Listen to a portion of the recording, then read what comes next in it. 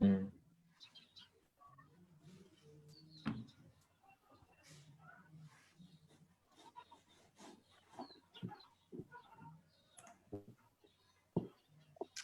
Estamos transmitiendo ya esta tarde y estamos muy contentos y agradecidos con el Señor por la oportunidad que tenemos hoy de estar con algunos hermanos, amigos y distinguidos profesionales de la educación teológica en general, en superior, la educación teológica superior y la educación teológica en diferentes niveles y ministerios. Esta tarde para mí es de verdad un verdadero gusto estar con cada uno de ellos. Nos hemos propuesto algunos tópicos de suma importancia para el quehacer de la enseñanza teológica. Yo quiero presentar a cada uno de los invitados y expositores de la tarde de hoy, aunque algunos de los hermanos que nos ven a través de las redes sociales ya los conocen. Quiero presentar a nuestro hermano doctor Rigoberto Galvez. Él es pastor ordenado, doctor en teología, profesor de teología sistemática, es autor también de diferentes libros que han sido publicados por casas editoriales muy importantes a nivel latinoamericano, hispanoamericano. Es actualmente el rector del Seminario Teológico de Guatemala. Doctor Galvez, muchas gracias por aceptar la invitación. Bienvenido a este diálogo. Muchas gracias a usted, licenciado, por la invitación. Para mí es un honor compartir este tiempo con usted y con nuestros hermanos y distinguidos colegas también, y con el público que nos está viendo a través de este medio. Muchísimas gracias, doctor Galvez. También quiero presentarles a nuestro hermano pastor Ramiro Bolaños. Él es doctor en educación, es profesor universitario en varias universidades del país y también en seminarios teológicos nacionales e internacionales. Actualmente es vicerrector académico de la Universidad de San Pablo de Guatemala, entre otras cosas. Doctor Bolaños, muchas gracias por estar con nosotros esta tarde.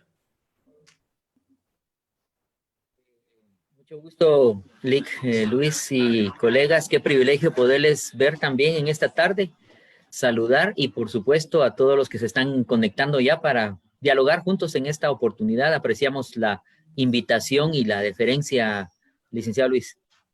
Muchas gracias, doctor Bolaños. Y nuestro amado hermano doctor Fernando Mazariegos, él también es pastor ordenado, profesor de Biblia, teología, profesor de proyectos académicos en instituciones eclesiales y ministeriales. Una larga trayectoria también en la educación teológica. Doctor Mazariegos, bienvenido a este diálogo. Muchas gracias por aceptar la invitación. Creo que, al igual que el doctor Galvez y el doctor Bolaños, me siento muy agradecido con el Señor por este espacio. Le agradecemos al licenciado Garavito esa deferencia, ¿verdad? Y por supuesto querer compartir con la gente que nos ve va a ser una bendición y un desafío también para nosotros. Así que para servirles estamos. Muchas gracias a cada uno. Bueno, tenemos muchísimo potencial para dialogar y abordar tantas cosas con cada uno de ustedes tres. He tenido el privilegio, el honor y el gusto de ser estudiante de dos de ustedes y leer los libros también del doctor Galvez. Quiero empezar este diálogo con algo más personal, algo más, si ustedes quieren, íntimo, individual. Quiero preguntarles a cada uno, ¿cómo fue ese momento y esa experiencia de sentir una especie de llamado al estudio teológico formal, en serio? ¿Cómo fue esa experiencia? Si es que hay una experiencia o la suma de varios momentos, ¿cómo fue ese tiempo donde se dieron cuenta o se encarrilaron en cierta forma en ese estudio teológico formal, académico, que los llevó a sumar títulos? Porque entre los tres hay una considerable cantidad de títulos universitarios entre licenciaturas, maestrías, doctorados y una serie de seminarios y tantas cosas. ¿Cómo fue ese momento? ¿Hubo un momento? ¿Es la suma de varias cosas? ¿Qué ocurrió? No sé, ¿quién quiere iniciar esta tarde? En mi caso, realmente fue la providencia divina de tener un pastor que tenía visión. No fue para mí solo un pastor predicador, sino un mentor. cuando le manifesté a él el deseo de servirle al Señor en el ministerio pastoral a tiempo completo, me dijo, está bien, pero una de las condiciones es que usted comience a estudiar teología. Y le propongo que sea en esta facultad, es la oportunidad que se tiene en ese momento, ¿verdad? Teníamos en ese momento. Y entonces, por obediencia, entré a estudiar teología. Claro, la experiencia para mí fue al principio muy buena porque comencé a darme cuenta que desconocía mucho, que la carrera de teología era tan amplia, era tan extensa, incluso mucho más que otras carreras humanísticas. Yo ya había estudiado 3 años de administración, 1 año de derecho, había estudiado filosofía también, pero cuando comencé a estudiar teología, me di cuenta que incluso para cerrar el pensum, eran más los cursos que yo tenía que ganar. Recuerdo que tuve que ganar 52 cursos en teología, mientras que en las otras carreras eran 46, 48. Entonces fue más realmente por la mentoría de un pastor, al cual estaré agradecido siempre. Él ya está en la presencia del Señor. Pero esa fue mi inducción, esa fue mi experiencia. Bueno, muchísimas gracias, doctor Galvez. Y de los demás invitados, ¿quién quiere tomar la palabra para contarnos algo de su experiencia personal? En el caso mío, me encontraba ya estudiando en el ámbito de una carrera bastante nueva en la primera mitad de los 80, que era ingeniería en sistemas.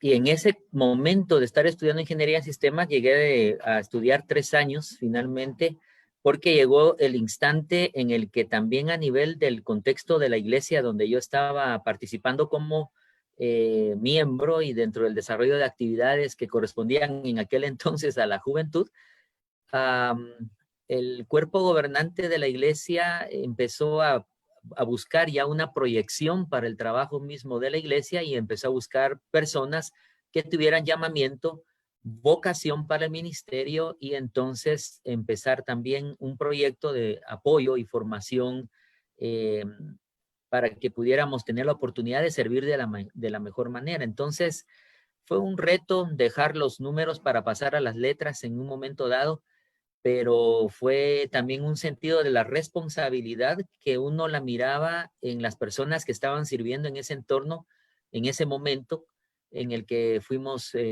invitados a entrar en este proceso.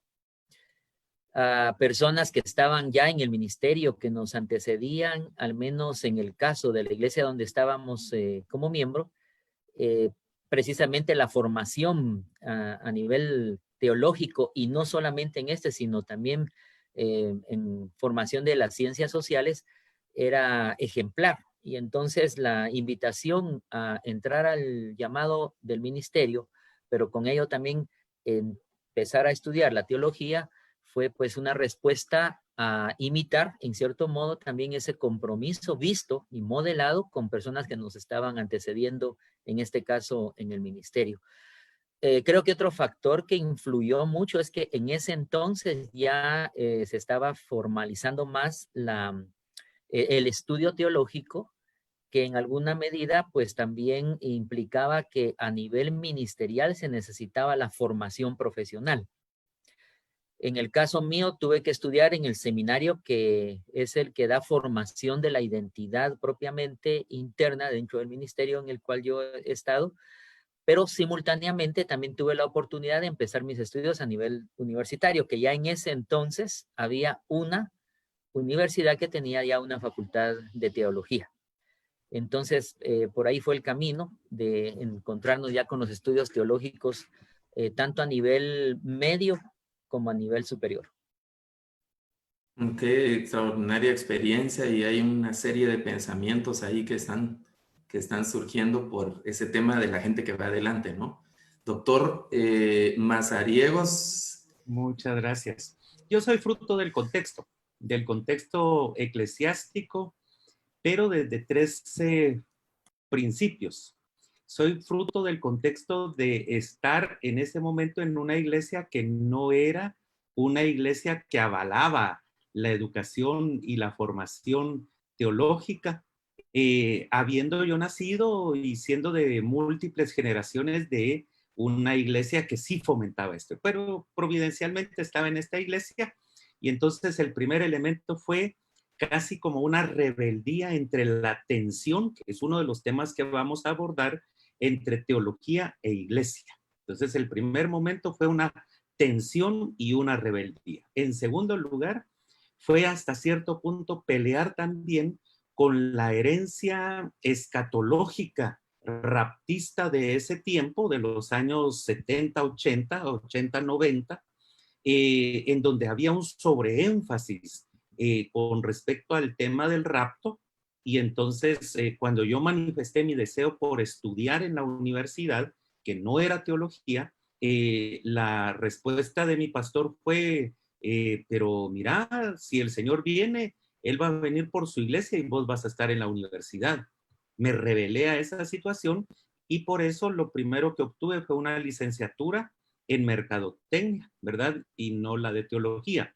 Y la tercera, el tercer factor fue precisamente llegar a una iglesia en donde a la inversa sí fomentaban la educación teológica formal, y el proyecto del pastor, que también coincidió con que fue pastor del doctor Bolaños, él segmentó la educación teológica y preparó la visión con algún grupo de los miembros de la iglesia, a tal punto que en la facultad donde estudiamos, yo iba detrás de Rigo y detrás de Rami, ¿verdad? De ahí iba 1 o 2 años atrás de ellos, pero la visión de nuestro pastor en ese tiempo fue que cada uno siguiera una de 5 especialidades que había en ese tiempo en la universidad. Había una especialidad en Antiguo Testamento, una en Nuevo Testamento, en donde los idiomas eran fundamentales, una en pastoral, una en historia y una en sistemática. Recuerdo que el doctor Bolaños, por ejemplo, siguió una especialidad en teología pastoral, si no mal recuerdo. Así es. ¿Verdad? Y no recuerdo, Rigo creo que se fue también por pastoral o sistemática en ese entonces. Sistemática, sí, pues entonces en sistemática, porque yo me fui también tras la educación de la teología sistemática. Entonces esos 3 fueron los momentos interesantes y bonitos que me ayudaron, más, insisto, el apoyo ministerial que fue fundamental para nosotros, me incluyo con Rami ahí, de cómo la visión del pastor era formar teólogos profesionales para el fortalecimiento ministerial de la iglesia. Bueno, esa es una gran historia que los une a una generación, es correcto decir, de pupilos de aquel tiempo, de gente que tuvo una visión en cuanto a las siguientes generaciones para la preparación de personas en el ministerio, en esta área del ministerio que tiene que ver con el estudio teológico.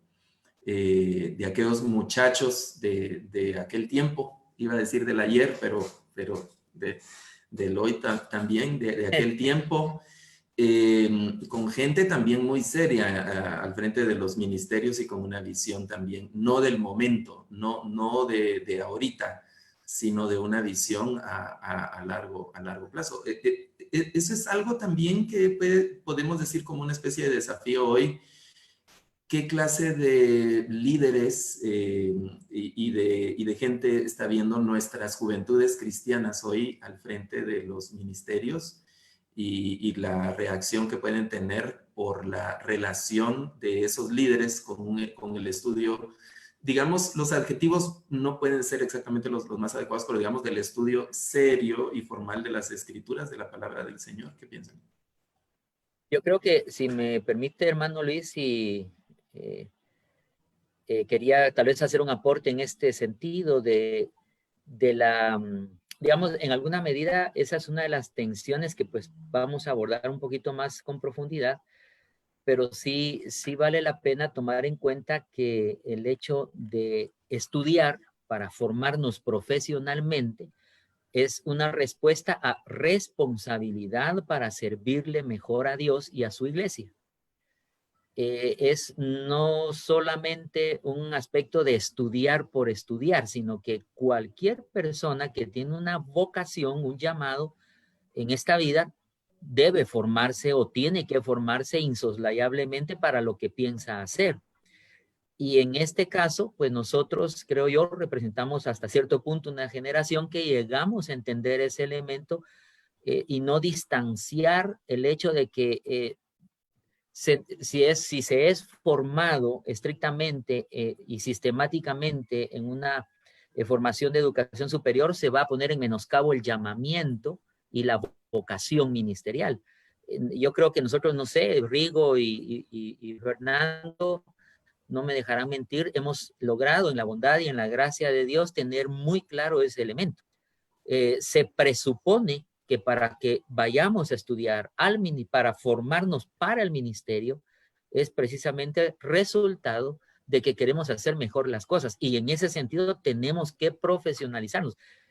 Eso no raya en contra de lo que es el llamado que Dios hace a cualquier ser humano para hacer cualquier tarea que tenga que hacer. Sea esta barrer en un lugar, donde sea, o sea esto ser un CEO en donde sea. Ya no digamos en nada menos y nada más que aquellos que tenemos responsabilidad de cuidar a una comunidad de fe en la que tendremos que hablar de cuestiones de vida y de muerte, o de muerte en este caso. Entonces yo creo que es importante, quería hacer esa aportación en esta reflexión, porque algunos estarán pensando, no, que es mejor tener solo el llamado o estar solamente plenos del Espíritu Santo. No, sí se necesita el llamado, se necesita la plenitud del Espíritu, pero se necesita también la formación seria y formal para poderle servir a Dios integralmente. Yo quisiera retomar un poquitito el tema del llamado. En cuanto que los líderes y los pastores que usted mencionaba, licenciado, definitivamente deben de ver, de pastorear, de cuidar y ver también los dones, los talentos en los feligreses. En mi caso, cuando yo decía que tuve la providencia de que alguien me dijo, si usted quiere servir a tiempo completo, usted debe estudiar, quiero poner énfasis en el asunto de que el llamado sí ya lo tenía, yo ya lo sentía. Muchos hermanos a lo largo de estos años, de varios años de ministerio pastoral, jóvenes me han hecho la pregunta, ¿y cómo sé yo si tengo el llamado para ser un ministro, para ser un pastor? Y yo les digo, definitivamente a quien primero Dios en su gracia y su misericordia le va a decir, le va a confirmar, le va a hablar de alguna manera que usted tiene el llamado, es el Señor. El primer convencido es aquel que tiene el llamado. Y luego en la iglesia y con el pastor, en ese liderazgo, cuando usted mencionaba, el pastor debe de ver quién realmente puede cristalizar más adelante ese llamado y apoyarle. El llamado es individual, es único, es personal y es la persona quien lo recibe, pero es la iglesia y el pastor quien puede apoyarle y ayudarles para seguir el camino del estudio, para que realmente pueda ser un ministerio eficaz. Sí, yo creo que eso es sumamente importante. Personalmente vengo de un, digamos, trasfondo eclesiástico donde el estudio teológico formal se veía con malos ojos y se criticaba negativamente. Pero la visión de mi pastor me llevó a las aulas universitarias teológicas. Mi inclinación profesional iba por otro lado. Y él fue el que me llevó casi de la oreja a inscribirme a la facultad. Yo lo he dicho siempre, no iba muy feliz, pero desde el primer día, ese primer minuto en el aula fue, como les contaba antes, fue amor a primera vista y ha sido una historia extraordinaria de ese tiempo. Entonces, nos encontramos, para entrar ya en materia de nuestro diálogo, con varios desafíos, ¿no? De diferentes naturalezas, desafíos para la educación teológica superior en el país. Desde su experiencia personal, ¿cuáles podrían enumerar? Quisiera iniciar con el doctor Mazariegos, que nos pudiera decir cuál es su percepción de los desafíos actuales de la educación teológica superior en el país. Muy bien. Para esta noche, yo estuve revisando algunas notas que he compartido acerca de los desafíos de la educación teológica hasta antes del COVID. Hoy tengo que pedir perdón, hoy tengo que volver a escribir en un momento en el cual todavía no hemos salido de una pandemia tan dura, tan fuerte, y que generacionalmente nos ha venido a golpear y también eclesialmente a desafiar. Todavía ni siquiera tenemos los elementos y las herramientas cuando regresemos a los templos, pero tampoco a las aulas universitarias o a las aulas de los seminarios que brindamos educación teológica. Sin embargo, los desafíos ya comienzan a levantar vuelo. Y creo que por lo menos quiero comenzar con 4 que he estado pensando. Primero, tenemos que revisar los contenidos programáticos de nuestra educación teológica, porque una de las cosas que vino a golpear terriblemente a nuestra fe es el principio de revisar la teología dogmática, la sistemática, en donde tenemos que reconocer la supremacía de Dios, el ser soberano de Dios, ¿verdad? No valió para nada ningún decreto del 31 de diciembre y hoy lo estamos comprobando porque Dios sigue siendo soberano, y algo que entonces antropológicamente tenemos que reconocer es redescubrir a la luz de la Sagrada Escritura qué es el hombre para que tengas de él memoria y el Hijo del Hombre para que lo visites. La vulnerabilidad ante esta situación, la situación en donde replanteemos la soberanía de Dios, la antropología desde un punto de vista de la Biblia y no las antropologías eclesiales que en algún momento nos confundieron, y también entonces eso nos va a llevar a revisar hasta las pensas de estudios, hasta los contenidos de estudios. Algo que también decían los 2 colegas anteriormente es revisar. Nosotros no podemos seguir haciendo teología sin el concurso de los ministros. Y eso anticipa un tema que más adelante lo vamos a ver, pero tenemos que aminorar, tenemos que crear una resiliencia entre la función de los ministros, la iglesia y la educación teológica, porque o nos reconciliamos en esta época, ¿verdad? Nos debemos de reconciliar. ¿Para qué? Para que incluso las iglesias contribuyamos y contribuyan para que las universidades y los seminarios, las facultades de teología, asimilemos las exigencias y las necesidades que también están presentando hoy por hoy nuestras iglesias. Por lo menos esos 3 desafíos quiero mencionar, y como había dicho el 4, también el tema de la ministerialidad de la iglesia.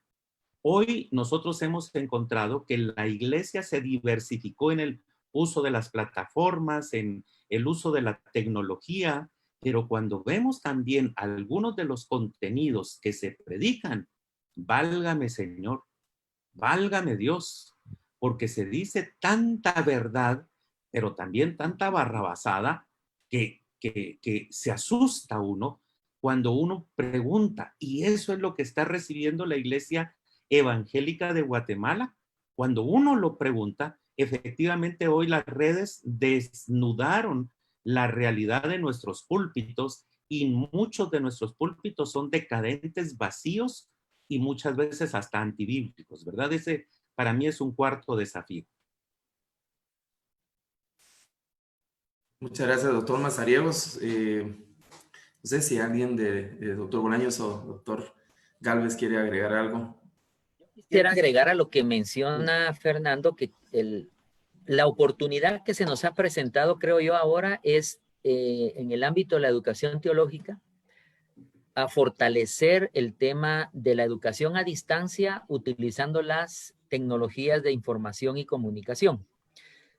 No me dejarán mentir todos ustedes, cuando uno estudia el tema de la educación a nivel universitario, a nivel superior, y uno se va a la historia, una de las primeras facultades que se instituyó en la academia fue precisamente la de teología. Estaba medicina, estaba derecho y estaba teología. Obedecía a una cosmovisión de ese momento en el trayecto de la historia del ser humano, en la concepción de lo que era la vida de ese entonces. Entonces, una buena relación con Dios, la teología, nos permitía tener una buena relación con nosotros mismos, ciencias de la medicina, y horizontalmente tener entonces un buen pacto colectivo, una buena interrelación con reglas de actuar justamente entre nosotros mismos, y ahí estaba entonces la Facultad de Derecho. En el trayecto de la historia, entonces de la educación, también la educación teológica fue desarrollándose ya no solo con la educación presencial, sino que también la educación con el sistema a distancia. Ustedes recordarán que hubo mucho del estudio de la educación, inclusive por correspondencia. Pero hoy tenemos ya tecnologías de la información que han avanzado mucho, y yo creo que ahora es una oportunidad que tenemos para retomar, afinar. Claro, hay que descubrir mucho, identificar mucho también las realidades en las que estamos, porque lo que pasa en general en el sistema educativo del país también lo vemos reflejado en la educación teológica en general, a nivel de institutos, a nivel de seminarios, ¿verdad? Y también ha pasado ahora en la educación universitaria. No todos tienen la misma oportunidad de conectividad, no todos tienen o tenemos la misma oportunidad muchas veces de contar con dispositivos que permitan tener esa fluidez en el proceso. En este caso sería en el hecho educativo, en el cual se pueda tener una interrelación para un proceso de aprendizaje.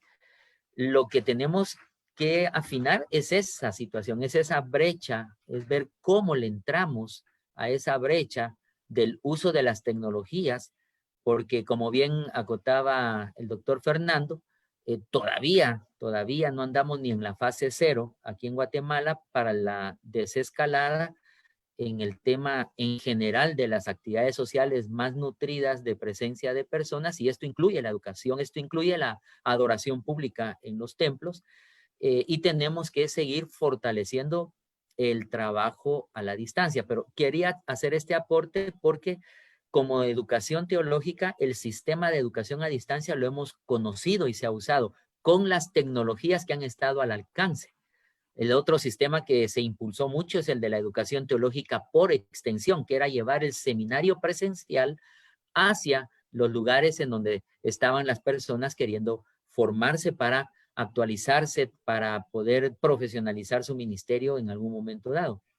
Pero ese es uno de los retos que tenemos. Ya realmente la educación presencial hoy por hoy está siendo de alguna manera un punto en el que tenemos que evaluarla, su contexto actual, su realidad, su funcionalidad y cómo fortalecer con las tecnologías el aprendizaje.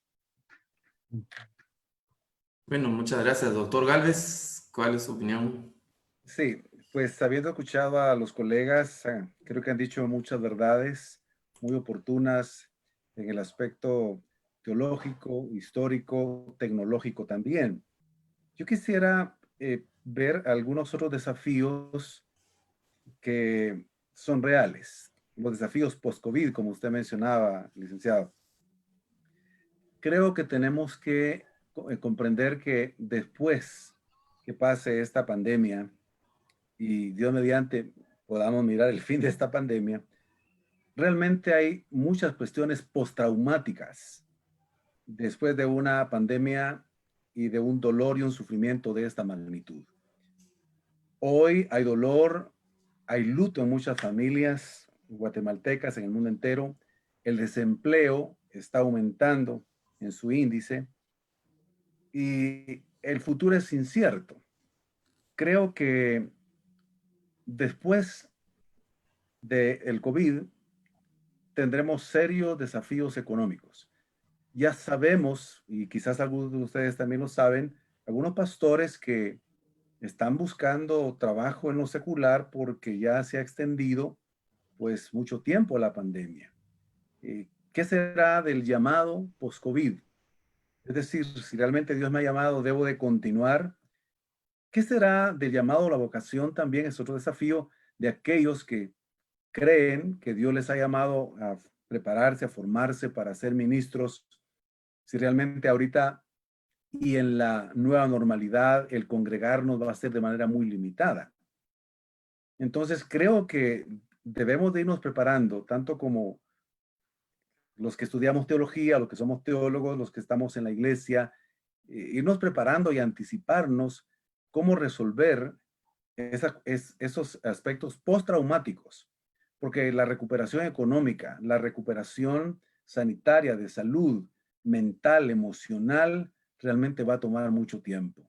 Sabemos que ahorita estamos peleando la buena batalla como buenos cristianos, como ministros también, pero por supuesto están los desafíos tecnológicos que mencionaba el doctor Bolaños, también los desafíos de revisar nuestro contenido, como decía el doctor, acertadamente el doctor Mazariegos, pero creo que estos otros aspectos son unos desafíos muy fuertes en el ámbito de la teología, en el ámbito del ministerio.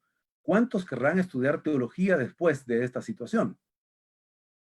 ¿Cuántos querrán reafirmar su llamamiento para el ministerio pastoral? Entonces creo que todavía no tenemos muy claro lo que habrá de venir, pero quisiera decir, no extenderme mucho, pero sí que pudiéramos pensar en esos desafíos también.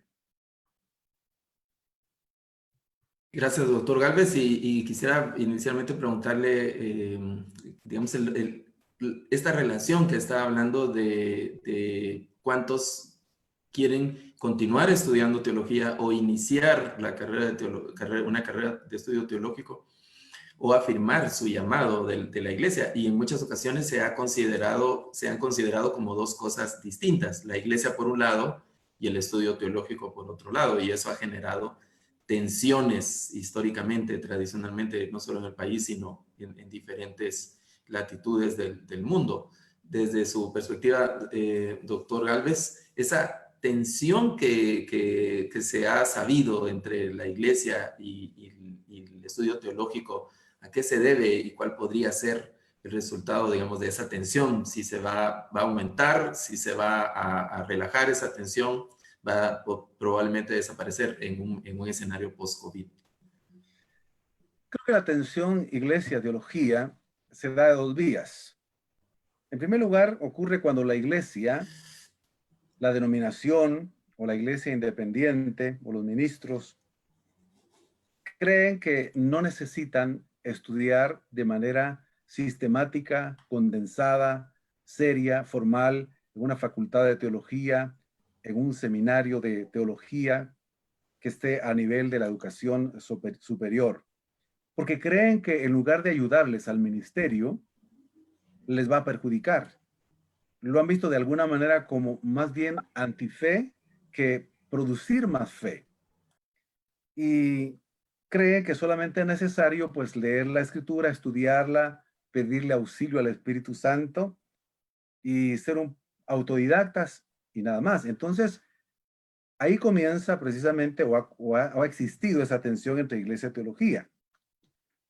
Es cierto que pueden buscar algún fundamento bíblico, escritural, algunos de ellos y decir, bueno, pero cuando vemos el libro de los Hechos, realmente ellos no habían estudiado teología, no habían seminarios, universidades, y ellos iban prácticamente de la misión básicamente a la teología, no al revés. Ellos iban de una vez a la misión, como lo menciona en uno de sus libros el doctor Samuel Escobar. Y es cierto, ellos fueron a proclamar, a evangelizar, a discipular, a testificar, a enseñar la doctrina de Jesucristo, la doctrina de los apóstoles, pero es de entender y comprender que las doctrinas, la doctrina de Dios, de Cristo, de la iglesia, del hombre, de la salvación, del pecado, de las últimas cosas, no se habían desarrollado. Entonces no había una teología avanzada que estudiar. Y la otra vía de tensión es cuando el que estudia teología lo hace de manera independiente de la iglesia. Y entonces se convierte en un teólogo que no es parte de la congregación, digamos, no sirve, no ministra, no hace algún tipo de función ministerial, no realiza parte de lo que es la Gran Comisión y se queda haciendo teología desde el balcón. Entonces, ahí está esa tensión. ¿Cuál es la solución propuesta? Bueno, la solución ya la señaló Karl Barth hace muchos años y otros teólogos también. Dice Karl Barth que el teólogo debe hacer teología en la iglesia, desde la iglesia, para la iglesia, con testimonio al mundo y servicio al prójimo. Entonces, se puede agudizar esa tensión cuando el teólogo, que entendemos también que los llamados son específicos, digamos, alguien que sea llamado a ser maestro y esté básicamente en la docencia, en la reflexión teológica, en la escritura de artículos, en la escritura de libros, y no esté, pero que no está en una iglesia, yo les diría que para evitar esa tensión, deberían ser un poco más prudentes, sencillos, humildes y comprender de alguna manera y hacer ver de alguna otra forma en lugar de señalar y criticar. Y al mismo tiempo, digamos, la iglesia que cree que no es necesario el estudio, pues tampoco debe de juzgar, ni criticar, ni señalar, sino darse la oportunidad. Claro, esto no es tan fácil, pero por los que el Señor ha permitido por gracia y misericordia del Señor, a los que hemos trabajado en el ministerio pastoral y hemos incursionado en la teología y hemos bregado en esos dos ámbitos, realmente no ha sido contradictorio, sino más bien en el caso mío, y yo creo que mis colegas también, porque los conozco desde hace más de 30 y pico de años, que son ministros ordenados, que son teólogos, que han hecho la función pastoral, son pastores, teólogos también. Entonces no se contradicen, se complementan. Digamos, los grandes reformadores, muchos de ellos eran precisamente también teólogos y eran pastores. Y eso les ayudó mucho para que no hubiese esa tensión entre iglesia y teología.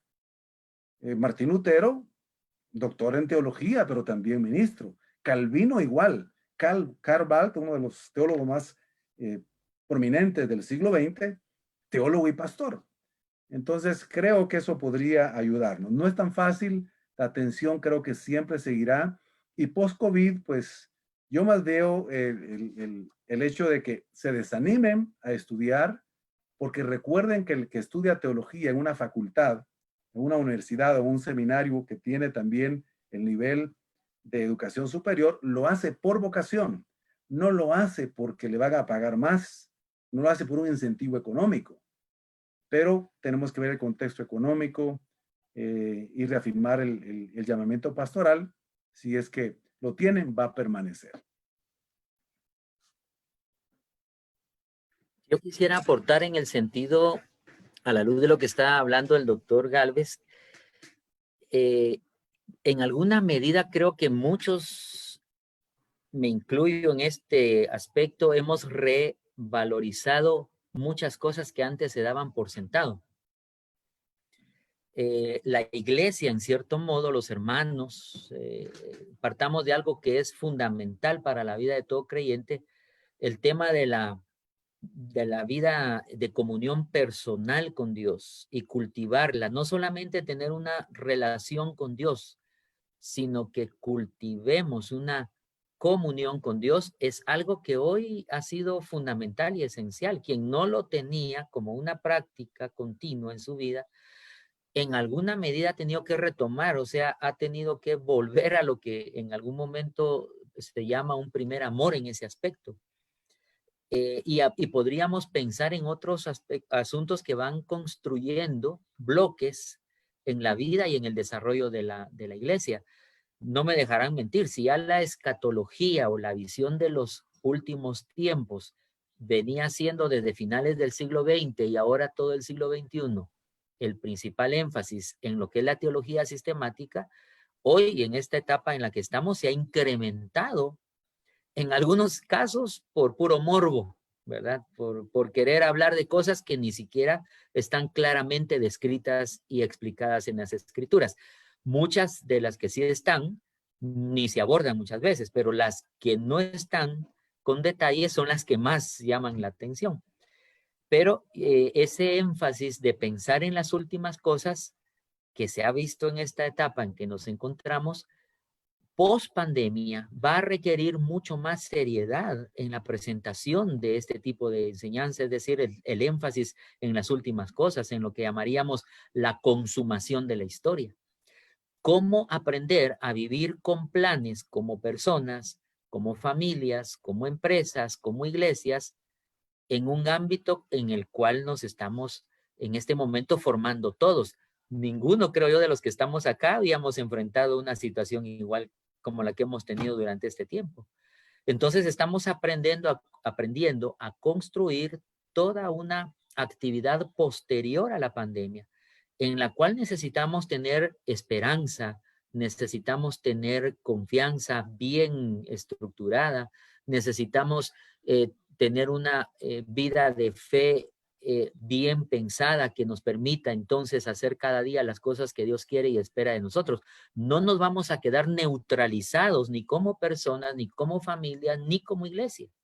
Necesitamos tener una proyección clara para el futuro y tenemos que tener anhelos en nuestro corazón, tenemos que pedirle a Dios que ilumine nuestra mente para que pidamos que se puedan concretar en el marco de lo que nos corresponda en esta etapa de la historia. Ahora, ¿cómo lo vamos a hacer? ¿Con emoción? ¿Con sentimiento?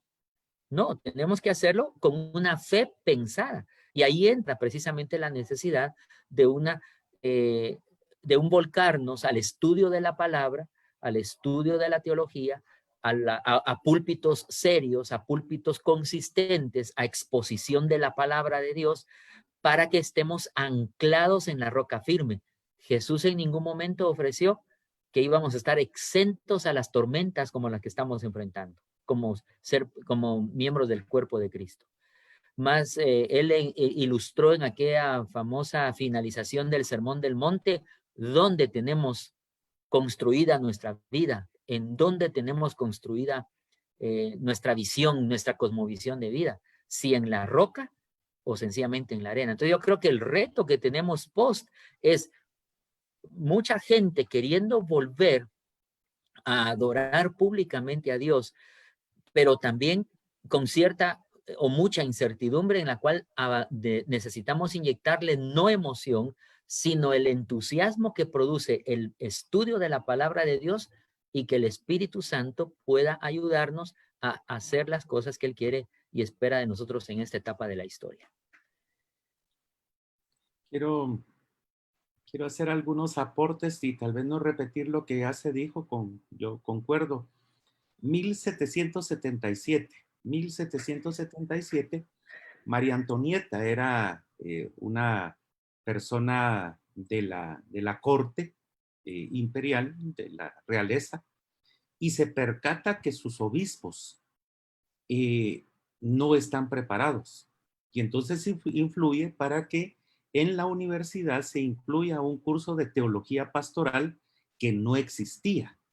Por supuesto, en esa primera etapa, ese curso de teología pastoral realmente era dirigido exclusivamente para los ministros y casi era un curso de sacramentología, de cómo se usan los sacramentos y cómo se deberían de practicar. Avanza un poco y en lugar de seguir siendo un curso para la formación de ministros, cobra un perfil, un matiz diferente y se convierte en una teología pastoral de la iglesia, o sea, mucho más ministerial.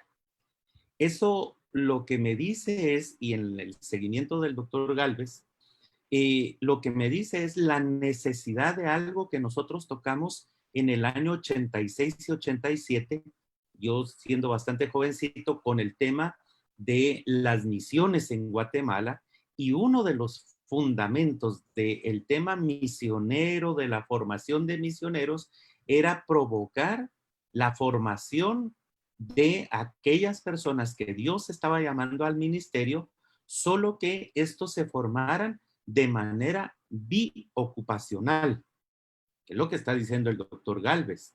El ministerio pastoral hoy está en crisis.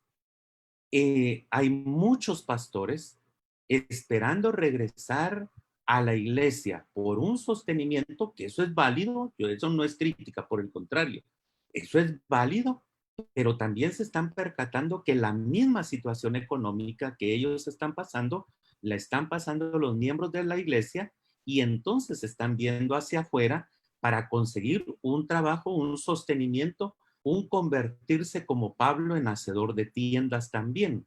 Eso fue tocado en el tema misionero en el año 86 y 87. Entonces, ahora ya no debe de ser solamente un tema para los misioneros, principalmente para los misioneros que salen del país a otras culturas, sino que también tendría que ser un elemento de formación en la teología pastoral para las nuevas vocaciones después de la pandemia.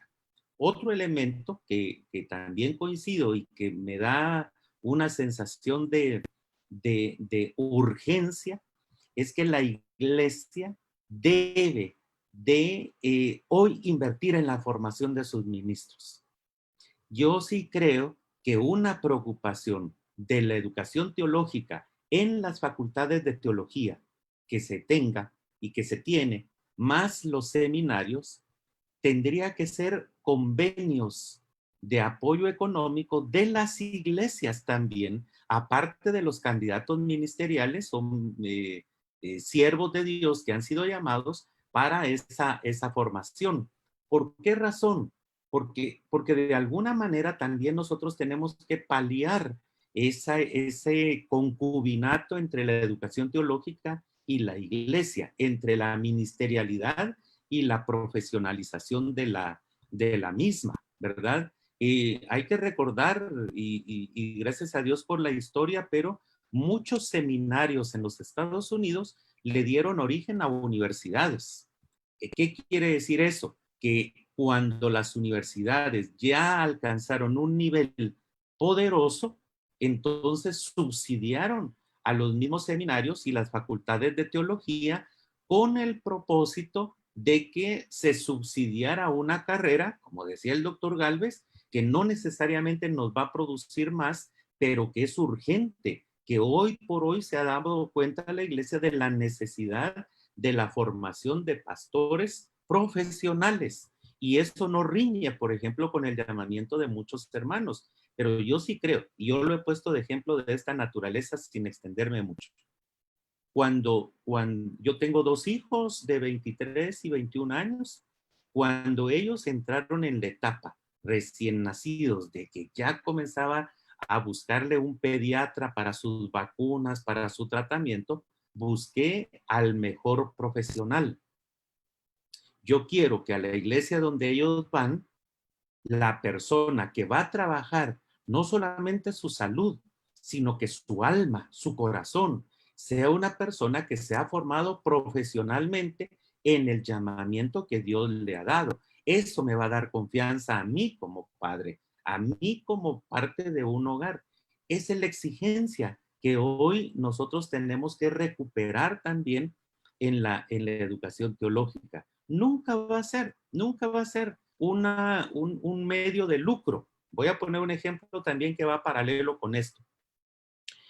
En el nacimiento de los primeros colegios evangélicos en Guatemala, entiéndase colegios que tuvieron un gran prestigio, jamás se hicieron para que los colegios lucraran y sostuvieran los ministerios de la iglesia, ¿verdad? El Colegio El Progreso, por ejemplo, de allá del Quiché de los hermanos metodistas, los colegios de los nazarenos, los colegios de los presbiterianos y de los centroamericanos, o el de Chiquimula de los cuáqueros, nunca fueron para lucrar y sostener a las iglesias. Como decía mi abuelita, fue a la disconversa. Eran las iglesias los que sostenían esos colegios. ¿Con qué propósito? De formar, de invertir en las nuevas generaciones en una educación de altura, una educación novedosa, una educación en donde dimos modelos precisamente para la sociedad guatemalteca. Después vinieron los otros modelos en donde los colegios se convirtieron, primero que muchos de ellos ni son cristianos, pero se convirtieron en oportunidades de lucro desmedido para sostener a las iglesias. Ahí cambió todo, ahí cambió todo. Lo mismo hago la analogía con la educación teológica. La educación teológica tiene que ser en este momento subsidiada por la iglesia local o las denominaciones con el propósito de formar. Pero voy a decir algo que Rigo decía al principio, también con el ojo clínico de invertir en aquellas personas en donde hay una buena concentración de trabajo pastoral para la formación de nuevos ministros, en cualesquiera que sean las áreas, debidamente formados profesionalmente hablando, ¿verdad? Bueno, eso es algo que nos están anotando algunas personas en el chat de los comentarios de la transmisión. Una teología cerca de la iglesia, incluso desde la iglesia, y no un planteamiento que puede ser no ficticio, sino real, de ese distanciamiento de una teología fuera de la iglesia. Yo he pensado en una tesis y quiero lanzarla a ustedes. Hace unos decenios, finales del siglo XIX y la primera parte del siglo XX, la teología fue un tanto más, ¿cómo podríamos decir? Teórica, filosófica, y la iglesia de alguna forma reaccionó, sobre todo en Latinoamérica, en algunos contextos de iglesia, rechazando esa teología porque esa teología incluso llegó a cuestionar la historicidad de la Biblia, la inspiración de la Biblia y una serie de cosas. Nacimos al siglo XX con una herencia de esas discusiones, poniendo en juicio incluso las mismas escrituras. Entonces la reacción de la iglesia fue como rechazar las escrituras. Pero a lo largo del siglo XX, la teología ha dado un giro y de alguna forma la teología bíblica está volviendo o ha vuelto ya al centro de las escrituras en muchos casos. Y ahora que muchos teólogos regresaron al texto bíblico, por ejemplo, el ejemplo de Calvar para poner una ilustración, no se me ocurre otra en este momento, pero hay una larga lista de nombres, pero él es como el ilustre nombre del siglo XX.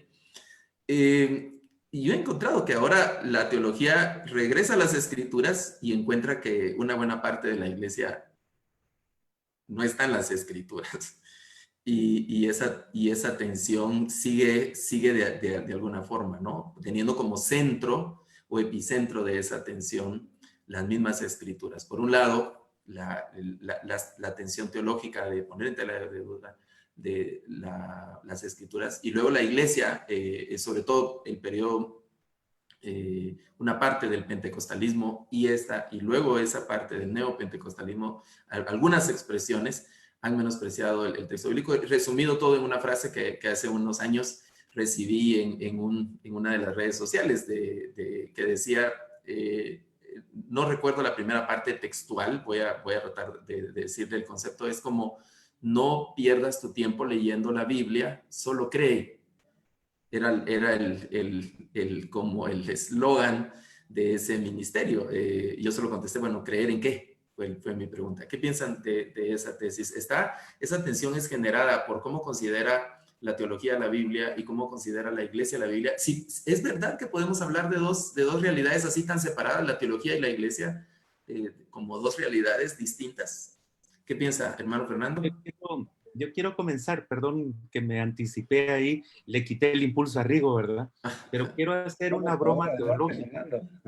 Nuestro buen hermano y maestro tanto de Rigo como de Rami, don Juanito Stam, decía que no podemos hacer teología sin café, ¿verdad? Y él incluso sacó algunos escritos acerca de la teología y del café, así que les comparto un café de Huehuetenango, de 1743 pies de altura. Pero quiero completar con 3 ideas. Nosotros estudiamos autores dependiendo de la época. Y en la época en donde los 3 estudiamos, uno de los grandes autores que estudiamos, que releímos, que lo pensamos, fue un hombre que era de origen escocés, misionero y teólogo en Sudamérica. Y este personaje hablaba precisamente No recuerdo si, estoy ahí medio sonso con esto, pero no recuerdo si él acuñó la frase de la teología del balcón y la teología del camino. Pero cuando él elabora ese pensamiento es porque es un teólogo que se formó en Europa y con una escuela bartiana, y él viene a Sudamérica o llega a Sudamérica y hace una teología caminando con la gente, desde la gente, esos elementos mencionados por el doctor Gálvez. Eso nos hizo a nosotros en algún momento como recapacitar, porque hoy nosotros también podemos tener teólogos, yo los he escuchado en la televisión, en la radio, en el Facebook, que lo único que son es un conjunto, es una hemorragia de citas de teólogos. Y lo que hacen es presumir de citas que se aprenden mentalmente de teólogos, y uno dice, ¿y a quién le quiere presumir? ¿Y a quién le quiere presumir? Esto lo que hace es distanciar a la iglesia. La distancia, ¿por qué? Porque lo decía Evangelista Vilanova en la introducción de uno de sus libros, que nosotros muchas veces dejamos de responder a preguntas que la iglesia hace y hacemos preguntas que la iglesia no quiere tener este tipo de respuestas, y en esa dicotomía nosotros nos desenvolvemos. Yo sí creo que nosotros debemos de mantener una teología al estilo de Jesús, al estilo de Pablo, haciéndola desde la iglesia, haciéndola precisamente especial para la iglesia. Yo sé que el mismo Pedro dice que Pablo habla cosas profundas, sí, pero se sentó con la iglesia a explicarlas, a detallarlas, a usar sus redes sociales, que en ese momento eran las cartas circulares, para que la iglesia pudiera tener también y desarrollar una mentalidad teológica. Estoy de acuerdo con que la gente diga que la iglesia no debe de escuchar cosas profundas, y en algún momento yo digo sí, pero a partir de qué momento las debe de analizar, las debe de confesar, las debe de creer, para que no seamos como bandera llevada por cualquier viento de doctrina. Otro elemento es que yo creo que buena parte es que los que somos estudiantes de teología somos los principales llamados, fíjense, no las iglesias, y voy a defender a la iglesia aquí, los estudiantes de teología somos los principalmente llamados a que la iglesia reciba con buen agrado el estudio teológico, porque yo vi también jóvenes que se iban a beber licor con sus profesores, porque ya eran demasiado maduros en comparación de la gente de la iglesia. Eso es un absurdo, es una ridiculez pensar que la madurez es precisamente llegar a esos extremos. Eso no es hacer teología. Hacer teología es ponerse al servicio de nuestro Señor Jesucristo, su palabra, y poderle explicar con denuedo, con sencillez, sin perder la profundidad, en un lenguaje llano y accesible para la iglesia como tal. Un alto porcentaje de responsabilidad es de quienes somos estudiantes de teología, para que la iglesia no rechace el estudio formal de la teología como tal. Y bebo café. Ok. Doctor Gálvez. Sí, creo que definitivamente hay que hacer una diferencia entre el púlpito y la cátedra. Los que sirven en la iglesia están congregados en una iglesia y también están estudiando teología, no deben de llegar a dar las enseñanzas, a impartir las enseñanzas o las predicaciones, como decía muy bien Fernando, con un lenguaje y con muy elevado, muy sofisticado. No debe ser así. Uno ve, por ejemplo, y perdonen que vuelva a citar a Barth, pero es el que se me viene a la mente. Uno puede leer la carta a los romanos que él escribió, pero también puede leer sus sermones en un libro que se llama Al servicio de la palabra.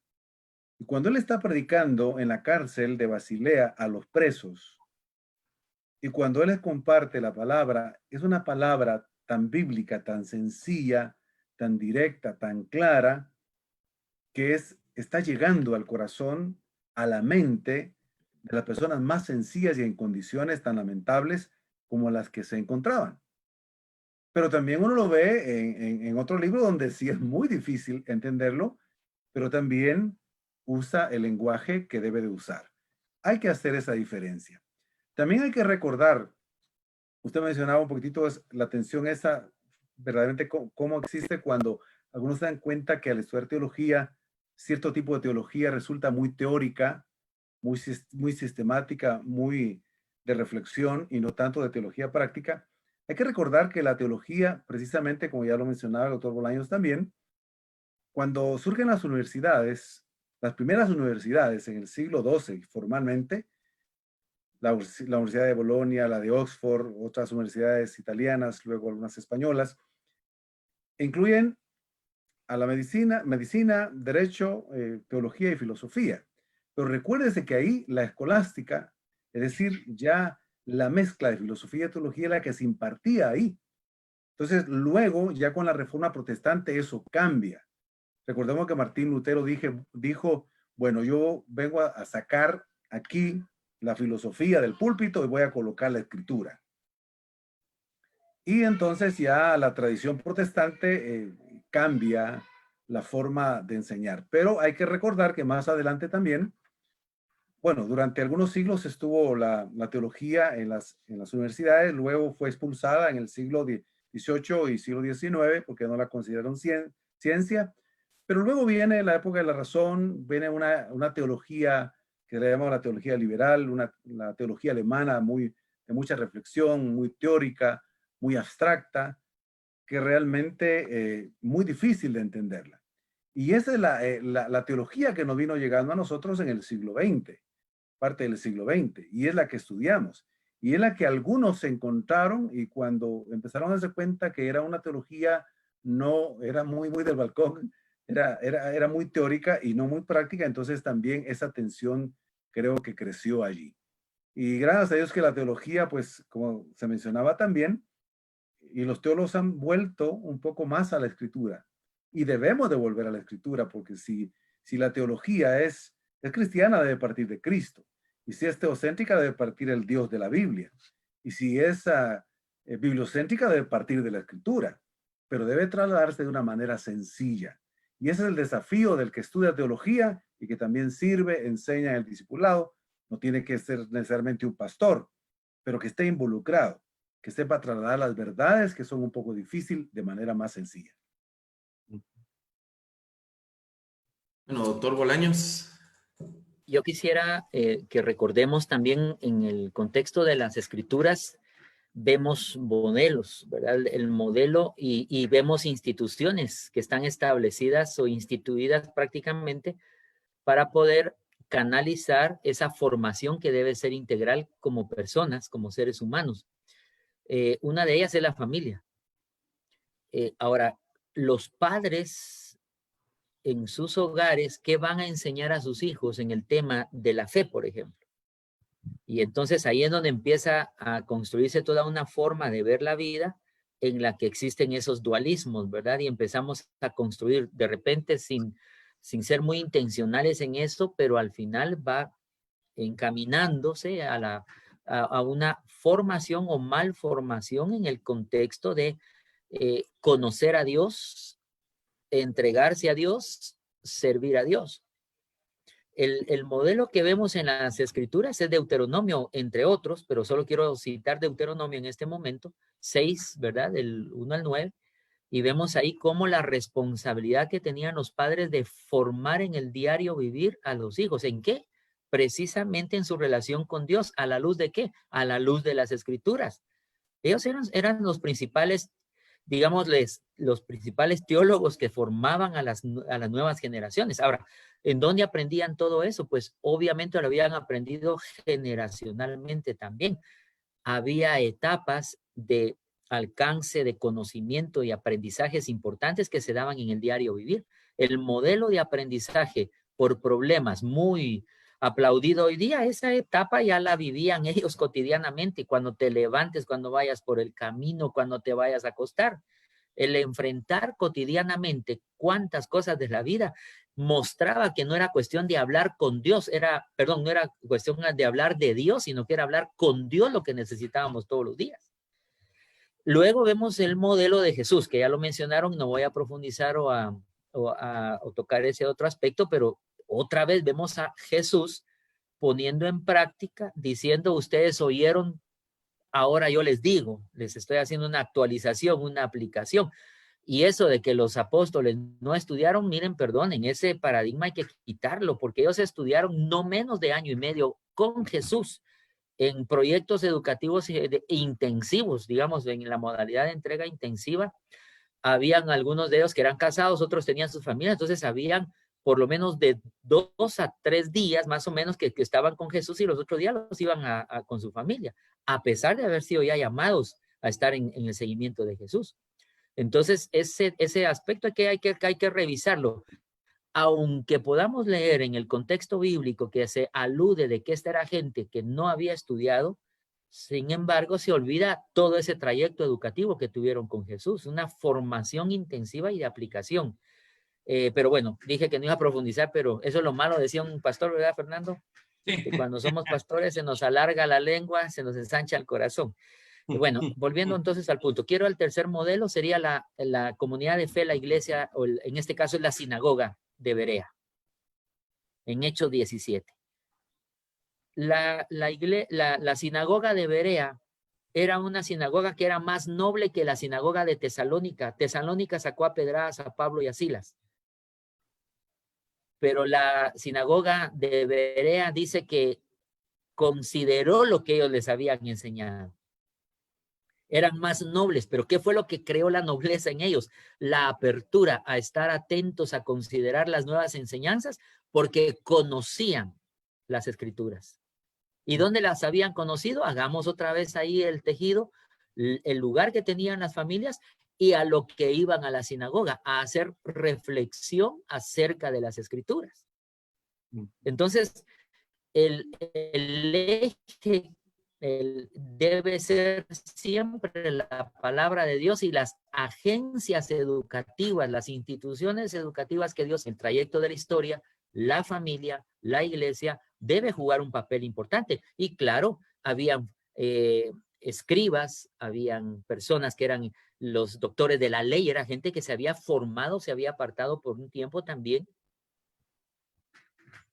para el estudio de las escrituras, y estas eran reflexionadas y eran estudiadas. Entonces, el modelo de aprendizaje que hoy se conoce precisamente como basado en problemas, ese es un modelo que nosotros vemos a lo largo y a lo ancho de las escrituras, y Dios mismo nos forma en esa manera. No sé si ustedes estarán de acuerdo conmigo o no, pero aún el tema que estamos enfrentando de la pandemia es un proceso de aprendizaje, como les sucedió a los mismos discípulos. Acababan de salir de ver cómo dio de alimentación o de comer Jesús a más de 5,000 personas. Atravesando el mar ya iban todos tronándose los dedos, enfrentando una tormenta que es muy normal, muy natural, enfrentar esos miedos y todo, pero conociendo a Dios, el temor a Dios nos debe dar una perspectiva diferente. Y fue a través de esa tormenta que ellos ya no conocieron al Jesús que estaba haciendo cosas para los demás, sino que también en una relación personal podían ellos experimentar el poder soberano,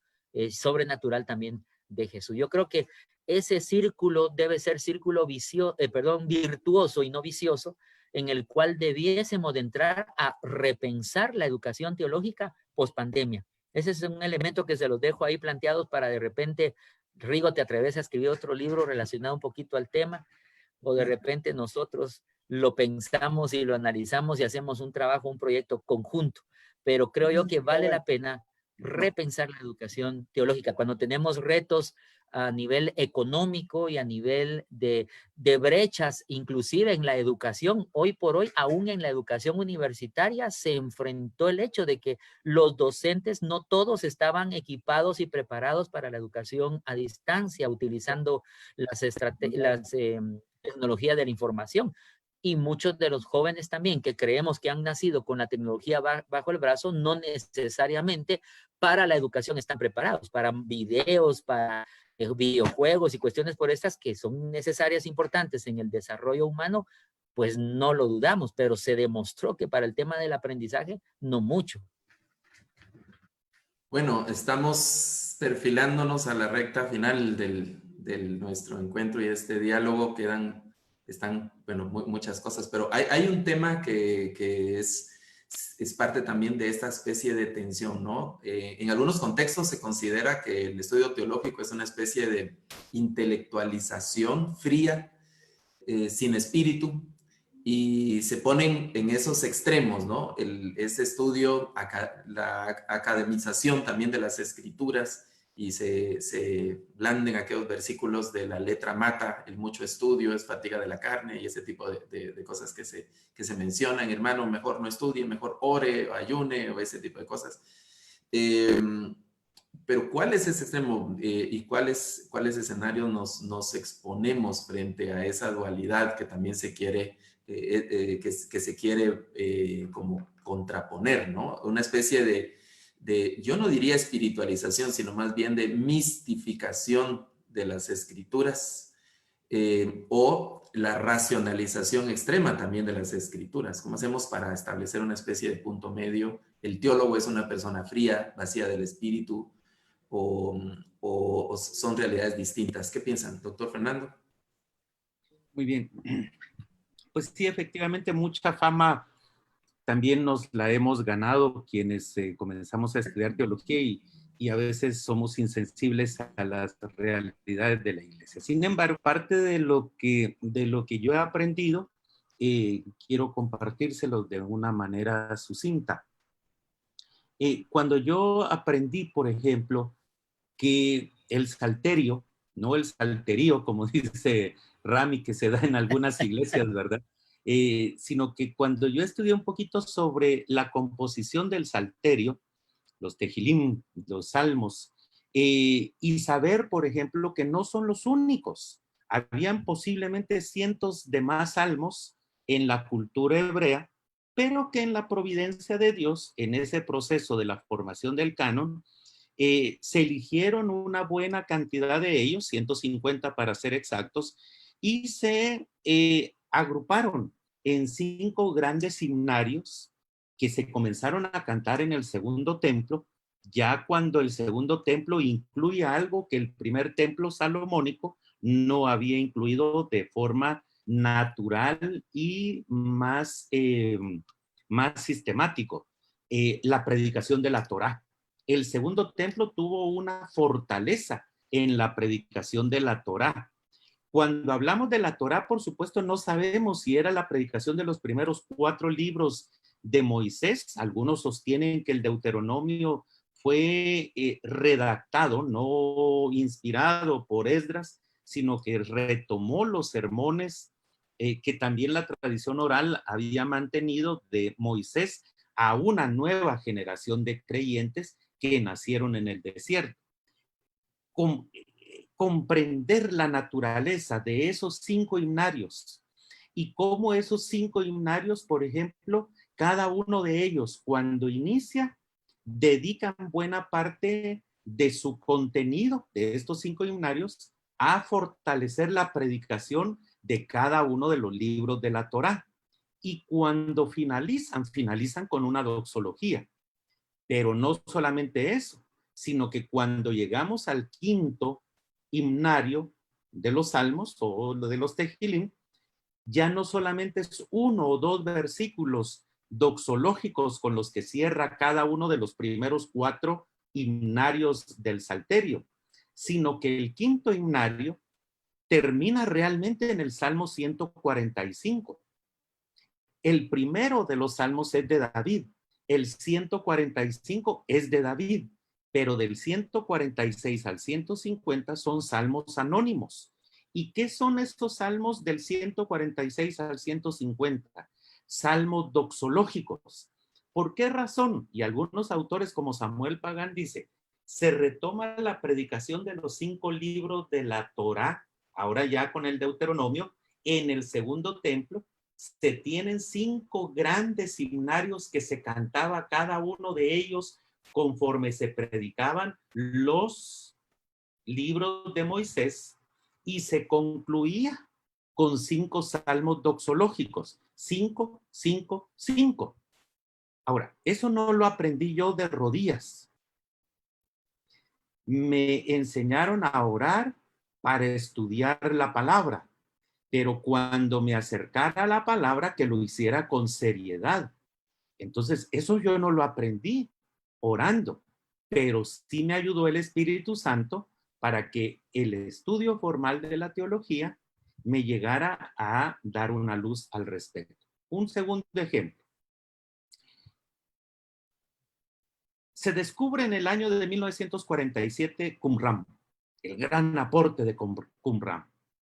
¿Qué hacen los biblistas, por ejemplo, de las Sociedades Bíblicas Unidas?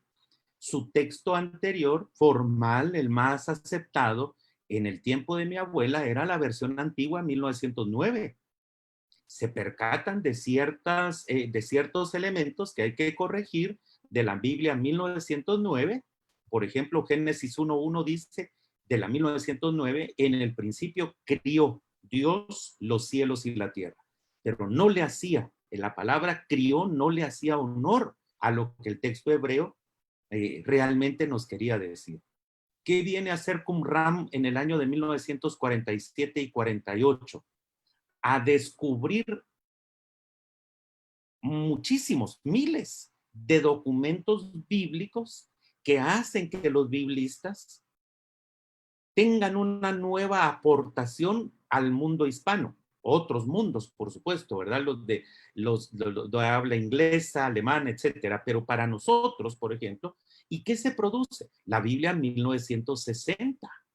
¿Por qué? Porque recientemente los descubrimientos de Qumran hicieron posible que se tuviera que revisar la Sagrada Escritura y se hiciera una nueva revisión de la Sagrada Escritura, y el fruto fue de 1960. Eso no fue solo con oración y con el trabajo pastoral, sino que hubo biblistas, hubo teólogos que contribuyeron con este gran desafío. Y lo último que yo puedo decir, la confesión de 2 grandes maestros que nosotros también tuvimos, don Juan Stam.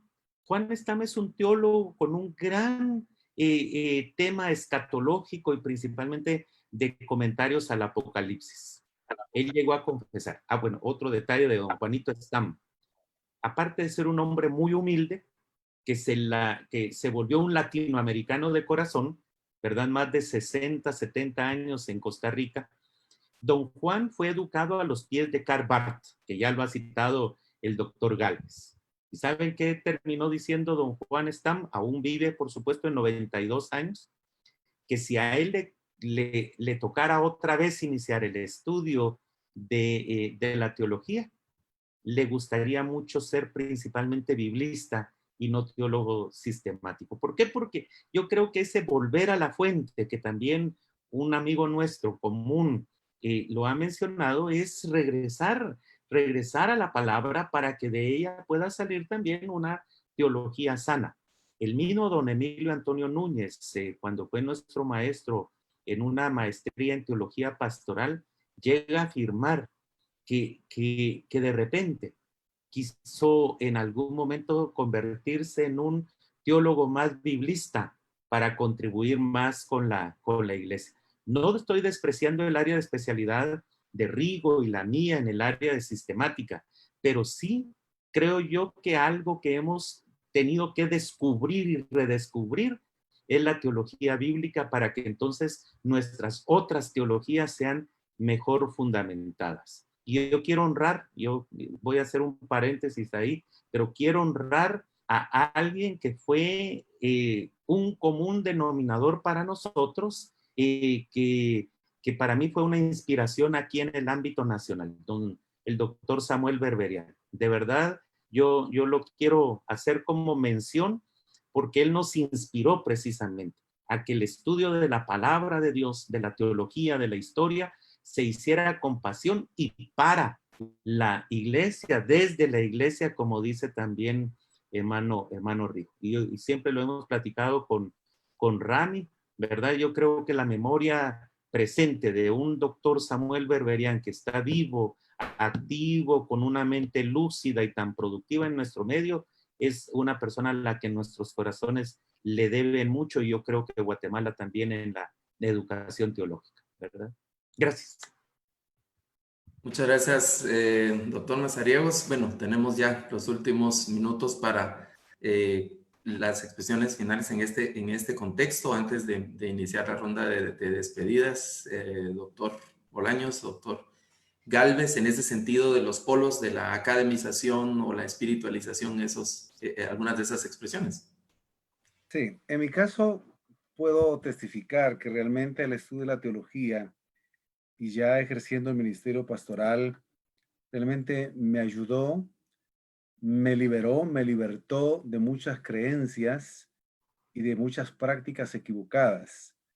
Mi contexto en general, mi trasfondo ha sido neopentecostal, y aunque no todas las iglesias neopentecostales son exactamente iguales, pues me di cuenta al estudiar teología que muchas de las cosas que creíamos y practicábamos de corazón realmente estaban equivocadas. Al estudio, a la luz del estudio de la escritura, a la luz del estudio de la teología sana, si podemos usar esa expresión. Y a raíz de eso, precisamente, un libro que ya lleva algunas ediciones y lo acaba de publicar CLIE, un libro mío, de las prácticas dudosas en el ejercicio de nuestra fe, una autocrítica, es una autocrítica porque yo practiqué muchas de esas. Precisamente aquí lo tengo cerca, el libro. Ahí yo registro 29 creencias y algunas prácticas equivocadas que la teología me ayudó a discernir, a identificar. Hablo de la teología bíblica, la teología sistemática, la teología pastoral, como equivocadas. Claro, algunas hay que reventarlas, algunas hay que revisarlas y otras, como lo hace el Evangelio, unas las redime y otras totalmente las expulsa. Pero también me ayudó a entender, precisamente a tratar de romper ese dualismo entre la racionalización y la espiritualización, si podemos usar ese término también. Y en una parte de este libro escribo algo tratando de buscar ese equilibrio, tratando de buscar ese balance. Dice así: el Evangelio, o podríamos decir la teología bíblica, la teología sistemática basada en la Biblia y en los teólogos ortodoxos en el buen sentido de la palabra, es doctrina, pero es experiencia también. Es palabra y poder. Es conocimiento, pero también es guía o intuición del espíritu. Es palabra, pero también espíritu. Apela al intelecto, pero no elimina la devoción. La hermenéutica de la experiencia es legítima cuando está subordinada al texto bíblico, correctamente interpretado, sin prejuicios dogmáticos y denominacionales. La hermenéutica de la experiencia no solo comprueba la doctrina, sino que la hace más clara y viva. Entonces, creo que ese es el balance que debemos de buscar.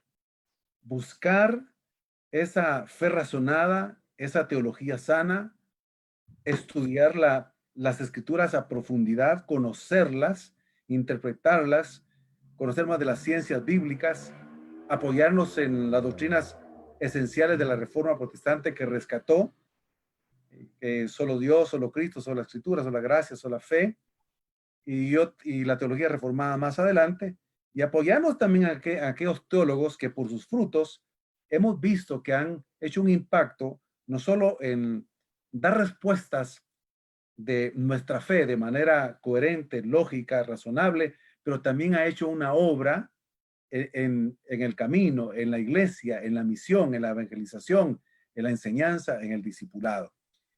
Debemos de procurar ese equilibrio. Uno de los extremos siempre son peligrosos. Jesucristo le dijo a los saduceos cuando le contaron una historia para poner alguna trampa, y la respuesta fue: erráis ignorando las escrituras y el poder de Dios. Ignorar las escrituras es terrible, pero también ignorar el poder de Dios y el poder del Espíritu es terrible. Entonces, si nos metemos mucho al estudio, pero no somos espirituales, somos hombres espirituales de testimonio, de compromiso en la iglesia y de servicio, eso es peligroso. Y también ignorar la otra parte es peligroso. Creo que la idea, la propuesta, la sugerencia, como he mencionado algo de acá, es buscar ese equilibrio entre el estudio, la formación seria, sistemática, pero una vida espiritual, devocional, de integridad, de santidad, de consagración, de testimonio, para que podamos cumplir la misión de la iglesia y de predicar el evangelio a toda criatura y de hacer ese discípulos, el misterio de la enseñanza, de la evangelización, del testimonio y las demás partes de la misión de la iglesia. Cuando vamos a las escrituras nos podemos dar cuenta que la vida de personas que Dios utilizó para el desarrollo de ese plan que Él tiene, tenía en este momento y sigue teniendo en este instante, y por lo tanto va a requerir también que seamos seres humanos con esas características. Podemos recordar personas como, por ejemplo, el mismo Abraham, Moisés, Josué. Podríamos ver ya en el término ya del camino avanzado del pueblo de Dios, a un Isaías, a un Jeremías. Podemos ver a Zorobabel, a Esdras, a Nehemías, a Pablo, ¿verdad? De una manera muy puntual. Y dejo de último a Jesús, porque Jesús, y visto desde la óptica de Marcos, a un Jesús siervo, que ese Jesús siervo y todos los personajes que mencioné hace un momento, no son los únicos, pero son los que en este momento me vienen más inmediato a la mente. Todos ellos tuvieron una característica, la conexión continua con Dios. Esa relación y comunión continua con Dios.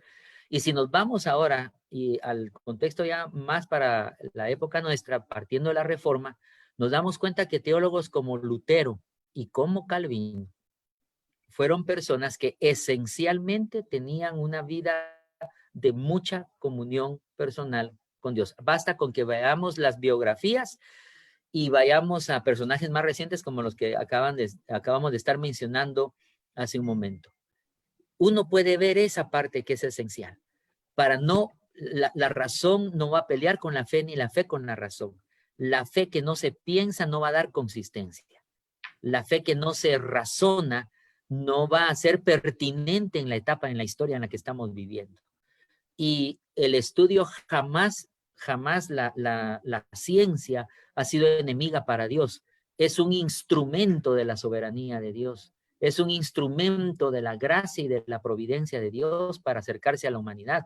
Todos los campos del saber nos presentan esa multiforme gracia de Dios. Por lo tanto, todas las esferas de la vida son esenciales y fundamentales, a tal extremo que Martín Lutero y Calvino tuvieron como común denominador la preocupación de los ministros del púlpito y de los magistrados públicos, cómo iban a ir a servirle a la gente si no conocían la Biblia, si no hablaban con Dios. Imaginemos esa situación. Entonces, es muy importante que nosotros tengamos en mente esto y que vayamos otra vez al modelo de Jesús, que vemos a un Jesús sirviendo continuamente, pero un Jesús que desde muy temprano y al finalizar la jornada no perdía esa comunión y esa conexión con Dios. Eso nos va a permitir tener una muy buena responsabilidad para el estudio continuo de la palabra. Ahí tenemos a Lucas, que científicamente nos dice que exhaustivamente investigó para presentar el mensaje que le iba a llevar a Teófilo, entre otros que podríamos mencionar en este momento, y los verbos que continuamente encontramos tanto en el hebreo como en el griego relacionados a estudio, a investigación, a escudriñar, a meditar, que conlleva la meditación conlleva una denotación específica, pero tiene una connotación también de una reflexión interna, personal, de lo que llamaríamos una situación mística, que es fundamental también. O sea, nunca va a pelear esta situación al entender y al ver palpablemente en la historia registrada en las mismas escrituras en cuanto a la fe y en cuanto a la ciencia y a pensar, en este caso, la teología. Recordemos que la teología es explicar por qué creemos lo que creemos. Es lo que le dice Pedro a las iglesias que estaban en la diáspora en ese momento. a la gente que estaba dispersa, que se preparen y estén enteramente, debidamente preparados para que con mansedumbre expliquen por qué creen lo que creen. No se trata solo de decir yo creo, yo declaro lo que creo, eso es importante, eso se llama doctrina, pero la teología nos ayuda a explicar por qué creemos lo que creemos. Y luego ya vendrá el dogma, la dogmática, que nos permite trasladar, compartir comunitariamente aquello en lo cual nos hemos puesto de acuerdo de forma colegiada en explicarle a los demás. Perdón, ahí la paro porque si no, el tiempo no nos alcanza. Bueno, quiero pedirles que hagamos una ronda de un mensaje dirigido a estudiantes de teología de los diferentes centros de estudio teológico que cada uno de ustedes representa. En este contexto de tantos desafíos de fe, de tantos desafíos teológicos también derivado de la pandemia. El doctor Galvez hablaba de esa angustia, temor, dolor también que hay. El pueblo guatemalteco ha sido un pueblo también muy sufrido y golpeado por muchas cosas, carencias, injusticias, corrupción, una serie de cosas terribles, y esto se suma a la complejidad social que tenemos, y la iglesia está en este mismo arco, no estamos en una burbuja. Entonces, quiero pedirles que enviemos un breve mensaje a esta comunidad de estudiantes teológicos y a la iglesia en general, principalmente a los pastores y líderes. Doctor Galvez. Muchas gracias. Les animo a quienes usted ya ha mencionado que dirige estas palabras, a que si tienen el llamado, pues no se desanimen. Necesitamos continuar con fe, con paciencia, porque por la fe y la paciencia se heredan las promesas, mantener la esperanza en los tiempos más difíciles que nos ha tocado vivir. Que confiemos que Dios tiene un plan para nosotros y que ese plan pueda incluir el seguir sirviéndole al Señor en el ministerio, que incluye el estudiar y formarse estudiando la teología bíblica, la teología sistemática, pastoral, para servirle mejor al Señor. Recordemos que hoy más que nunca la fe debe estar unida a la esperanza y debe sumársele la paciencia. No sabemos cuánto tardará lo que estamos viviendo, pero es oportuno recordar ahora el libro de Moltmann, Teología de la Esperanza. Es un libro que se escribe después del el desastre y la tragedia que dejó la Segunda Guerra Mundial, y de ahí surge esa teología de la esperanza.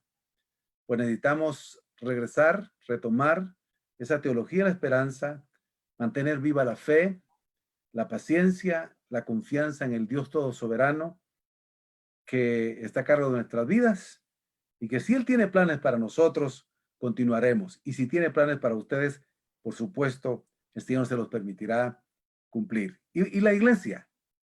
En la iglesia, como iglesia del Señor, no me preocupa, porque Jesucristo anticipó que ni el Hades, ni las puertas del infierno de muerte prevalecerían contra la iglesia. La iglesia, como la iglesia del Señor, va a perseverar antes, durante y después de la pandemia. Amén. Ánimo en el nombre de nuestro Señor Jesucristo. Doctor Mazariegos. Muchas gracias. Yo creo que la teología y su estudio tienen una buena pócima de pasión. Creo que la pasión debe de prevalecer a pesar de las circunstancias. Que la pasión de alguna manera nos haga pensar algo que nosotros establecimos siendo jóvenes en los años 90.